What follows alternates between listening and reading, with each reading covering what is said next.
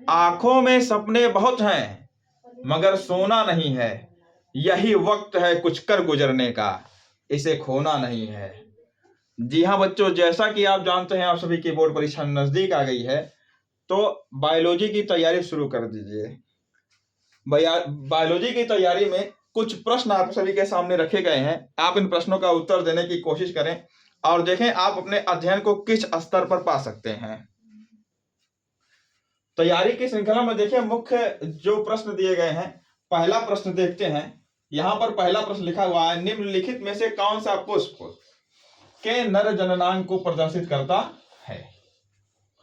Option में देखिए लिखा हुआ पुमंग, जायांग, गुरुबीजाधानी एवं परागकण।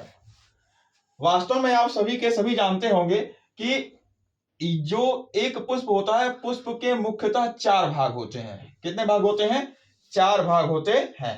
कैलिक्स, कोरोला, एंड्रोसियम और जाइनोसियम। कौन कौन से भाग होते हैं? कैलिक्स, कोरोला, एंड्रोसियम एवं जाइनोसियम। बाह्य दलपुंज, बाह्य दलपुंज, दूसरा दलपुंज, दलपुंज, और तीसरा होता है जिसको हम कहते हैं पुमंग, और चौथे भाग का नाम होता है जायांग। ध्यान से देखिएगा, चौथे भाग का नाम होता है जायांग। वास्तव में ये जो बाह्य दलपुंज है बेटा, आप जानते हैं ये हरे रंग का होता है, ये बाहर ही बाहर दिखाई पड़ता है, ठीक है। और इसका मुख्य कार्य क्या होता है? इसका मुख्य कार्य होता है कि कलिका अवस्था में पुष्प को सुरक्षा प्रदान करना। लेकिन ये जो दलपुंज है, अब देखिए ये सभी के सभी पुष्पों में अलग अलग रंग का पाया जाता है और इसे पुष्प का द्वितीय चक्र भी कहा जाता है। यह दलपुंज अलग अलग रंगों का दिखाई पड़ता है और अलग अलग रंगों का दिखाई पड़ने के कारण यह पुष्पों का आकर्षक केंद्र बन जाता है, जिससे आकर्षित होकर कीट इस पुष्प पर बैठते हैं और परागण करते हैं और बंद हो जाता है कीट परागण। तो ये किस चीज में काम आया? ये परागण हेतु कीटों को आकर्षित करता है। याद करिए, दलपुंज क्या करता है? परागण हेतु कीटों को आकर्षित करता है। ये हमारा दूसरा चक्र हो गया, ठीक है। और एक बात यहीं पर याद कर लीजिएगा कि जो सबसे कम परागण है, सबसे कम आकर्षण होता है पुष्पों में, कीटों के द्वारा जो सबसे कम आकर्षण होता है वो लाल पुष्प में होता है, और सबसे अधिक आकर्षण जो होता है वो कौन से पुष्प में होता है? पीले पुष्प में होता है। याद रखिएगा, लाल रंग का पुष्प कीटों को काले रंग का दिखाई पड़ता है, अतः वह लाल रंग के प्रति आकर्षित नहीं होते हैं। फिर से देखिए, जो तीसरा चक्र है इसे हम क्या कहते हैं? पुमंग कहते हैं। आप जानते हैं पुमंग में 2 भाग होते हैं, ये ऊपर वाला भाग और ये नीचे वाला भाग। ऊपर वाले भाग को हम कहते हैं पराग कोश। क्या कहते हैं?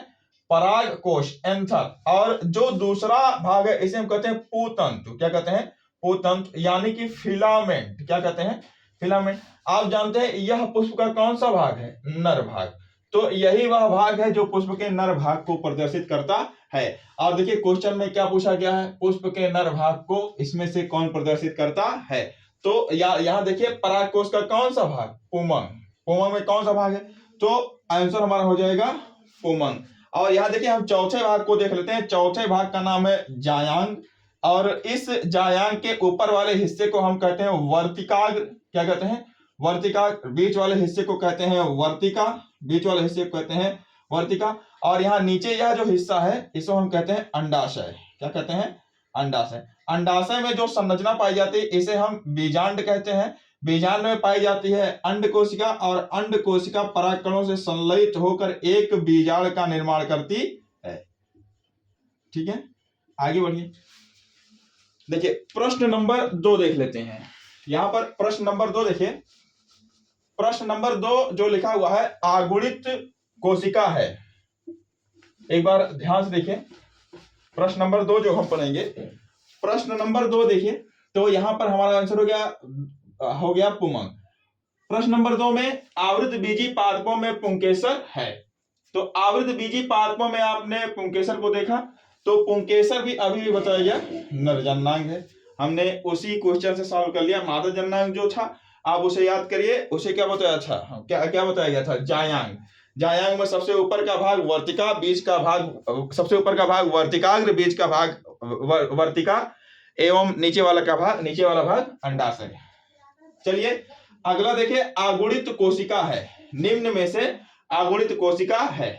आगुणित कोशिका पूछ रहा है और ऑप्शन में क्या देता है, टेपिटम देता है, पराग मातृ कोशिका देता है, परागकण देता है, परागकोश देता है। तो याद रखिए बेटा, अर्धसूत्री विभाजन के द्वारा जिन कोशिकाओं का निर्माण होता है, कौन से विभाजन के द्वारा, अर्धसूत्री विभाजन के द्वारा जिन कोशिकाओं का निर्माण होता है वही कैसी होती हैं, वही कोशिकाएं आगुणित होती हैं। ठीक है, वही कोशिकाएं कैसी होती हैं, आगुणित होती हैं। और आप याद करिए, जब एक परागकण मातृ कोशिका में या एक लघु बीजाणु मातृ कोशिका में जब मियोटिक डिवीजन होता है यानी अर्धसूत्री विभाजन होता है, तब किसका निर्माण होता है, परागकण का निर्माण होता है। अतः हमारा परागकण जो आंसर है वो सही है, बाकी सभी की सभी कोशिकाएं इसमें द्विगुणित हैं। आगे आइए देखिए, एक प्रारूपित आवृत बीजी परागकोश में लघु बीजाणु धानियों की संख्या होती है। देखिए लघु बीजाणु धानियों की संख्या कितनी होती है, तो आप जानते हैं एक लघु बीजाणु धानी में, याद करिए लघु बीजाणु धानियों की संख्या होती है। तो एक लघु बीजाणु धानी में कितने लघु बीजाणु धानी, एक परागकोश में कितने लघु बीजाणु धानी होती है, 2, सॉरी बेटा 4। यहां देखिए जो परागकोश होता है, ठीक है, इसमें लघु बीजाणु धानी की संख्या कितनी होती है, 4 होती है। आप देखिए यह जो परागकोश है, आंसर है, यह जो परागकोश है, यदि हम इसका सेक्शन काट लेते हैं तो सेक्शन काटने पर यह कुछ इस प्रकार की हमको दिखाई पड़ती है। ठीक है, यह कुछ इस प्रकार की दिखाई पड़ती है और इसमें 4 लोब दिखाई पड़ते हैं जिसमें परागकण भरे होते हैं। स्फुटन के बाद यह परागकण बाहर निकल आते हैं।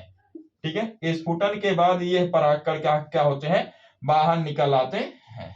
इस प्रकार से इतना बन गया। आगे देखिए, परागकण मातृ कोशिका में गुणसूत्रों की संख्या होती है। फिर से समझिए क्या कह रहा है, परागकण मातृ कोशिका में, नाम को ध्यान से देखिए, परागकण मातृ कोशिका लिखा हुआ है, में गुणसूत्रों की संख्या होती है। ऑप्शन में देखिए क्या दे रहा है, ऑप्शन में दे रहा है अगुणित, द्विगुणित, त्रिगुणित एवं बहुगुणित। ऑप्शन में दे रहा है अगुणित, द्विगुणित, त्रिगुणित एवं बहुगुणित। आप एक बात को यहाँ पर हमेशा नोट कर लीजिएगा, जो अगुणित आपको बताया गया था वो बताया गया था मातृ कोशिका में अर्धसूत्री विभाजन के द्वारा जो कोशिकाएं बनती हैं वही अगुणित होती हैं। तो अगुणित कौन होगा, अगुणित तो हमने बताया था परागकण होगा। कौन सा होगा, परागकण।